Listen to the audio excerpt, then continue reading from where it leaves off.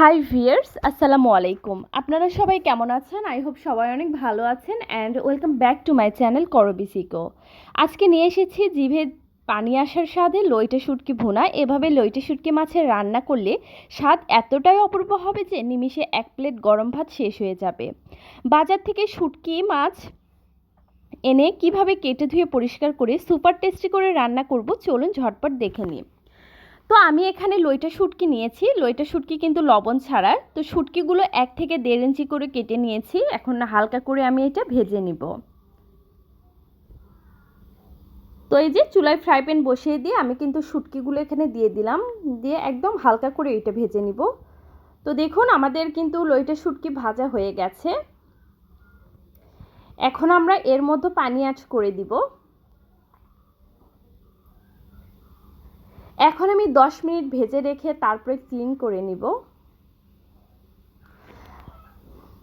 Actually শুটকি মাছের মধ্যে কিন্তু একটা বাজে স্মেল থাকে, আবার অনেক কিন্তু ময়লাও থাকে, যার কারণে এইটা আমাদের ভালোভাবে ক্লিন করতে হয়। আর অবশ্যই কিন্তু আপনারা গরম পানি দিয়ে এটা ক্লিন করে নেবেন। আর লইটা শুটকি রান্না করার জন্য আমি এখানে পেঁয়াজ কুচি, রসুন কুচি, কাঁচামরিচ কুচি, টমেটো কুচি নিয়ে নিয়েছি। তো এখন আমি একটা ফ্রাই প্যানে তেল দিয়ে দিব। দিয়ে দেখুন আমি কিন্তু এখানে শুটকি মাছগুলো একদম ক্লিন করে রেখেছি। এই শুটকি মাছ এখন আবারও আমি হালকা করে ভেজে নিব। তো ক্লিন করার পরে শুটকি মাছ যদি আবারও আপনারা ভেজে নেন, এতে কিন্তু শুটকির মধ্যে কোনো বাজে স্মেল থাকবে না, এটা খেতেও অনেক মজা লাগবে। তো দেখুন আবারও আমি ভেজে নিচ্ছি। তো হালকা করে ভেজে এটা আমি উঠিয়ে নিলাম। এখন আমি এই তেলের মধ্যেই শুটকি ভুনাটা করে নিব। তো এই যে এখন আমি এখানে আস্ত জিরে দিয়ে দিলাম, দিয়ে একটু ভেজে নিব। তারপরে এখানে আমি রসুন কুচি দিয়ে দিলাম। তো রসুন কুচিটাও হালকা নেড়ে চেড়ে নিচ্ছি। তো এখন আমি এর মধ্যে পেঁয়াজ কুচি অ্যাড করব, যেহেতু এটা ভুনা, তো যার কারণে পেঁয়াজের পরিমাণ একটু বেশি দিয়ে দিয়েছি, তাহলে খেতে অনেক মজা লাগে। এখানে কাঁচামরিচ কুচিও দিয়ে দিলাম, দিয়ে এটা এখন আমি ভালোভাবে নেড়ে চেড়ে নিচ্ছি। আমাদের কিন্তু এই পেঁয়াজটা একদম লাল লাল করে ভেজে নিতে হবে। এখন আমি এর মধ্যে কিছুটা টমেটো কুচি অ্যাড করব। শুটকি মাছ রান্নার ক্ষেত্রে কিন্তু আপনারা অবশ্যই টমেটো এবং রসুন দিবেন, এতে কিন্তু শুটকির স্বাদ দ্বিগুণ বেড়ে যায়, এটা কোনোভাবেই স্কিপ করা যাবে না। এখন আমি এখানে মরিচের গুঁড়ো দিয়ে দিলাম পরিমাণ মতো, ধনিয়া গুঁড়ো দিয়ে দিলাম পরিমাণ মতো, হলুদের গুঁড়ো দিয়ে দিলাম পরিমাণ মতো, আদা রসুন জিরে বাটা দিয়ে দিলাম পরিমাণ মতো, এবং আমি কিন্তু ধনিয়া গুঁড়োও দিয়েছি, ভাজা ধনিয়া গুঁড়ো দিয়ে। এখন সবগুলো মশলা উপকরণ আমি ভালোভাবে এটা কষিয়ে নিব। স্বাদ অনুযায়ী লবণ দিয়ে দিবেন, দিয়ে এখন আমি এটা মশলাটা কষিয়ে নিব।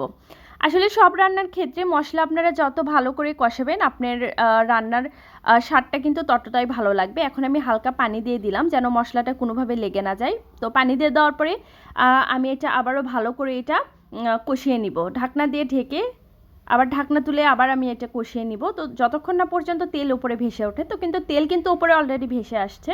এখন আমরা ভেজে রাখা লইটে শুটকিগুলো দিয়ে দিলাম, দিয়ে এখন আমরা অনবরত এই শুটকির সাথে এই মশলাটা কিন্তু কষিয়ে নিব। তো দেখুন আমি কিন্তু অনবরত এটা নাড়তে থাকবো।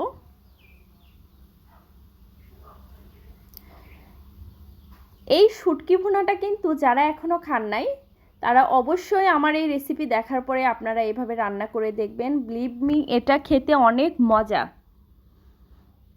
তো দেখুন আমাদের কিন্তু কষানো প্রায় শেষের দিকে।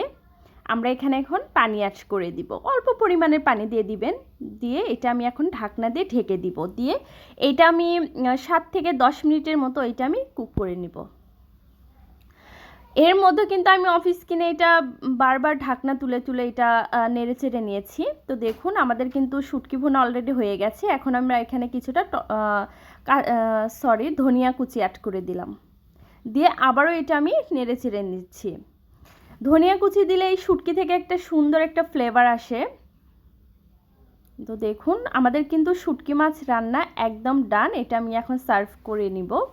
তো দুপুরবেলা গরম ভাতের সাথে এই লইটা শুটকি ভুনা হলে আর কি লাগে। যারা শুটকি মাছ পছন্দ করেন তাদের কাছে এই লইটা শুটকির ভুনা অমৃত। আশা করি আমার আজকের রেসিপি আপনাদের ভালো লেগেছে। তো আপনারা একবার হলেও বাসায় ট্রাই করে দেখবেন এই লইটা শুটকি ভুনাটা। বিলিভ মি, এটা খেতে অনেক মজা। তো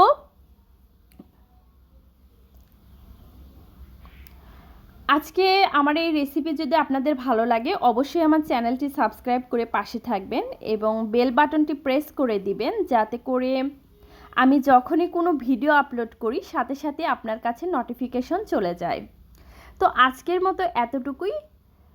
সবাই ভালো থাকবেন এবং নিজেদের খেয়াল রাখবেন। আল্লাহ হাফেজ।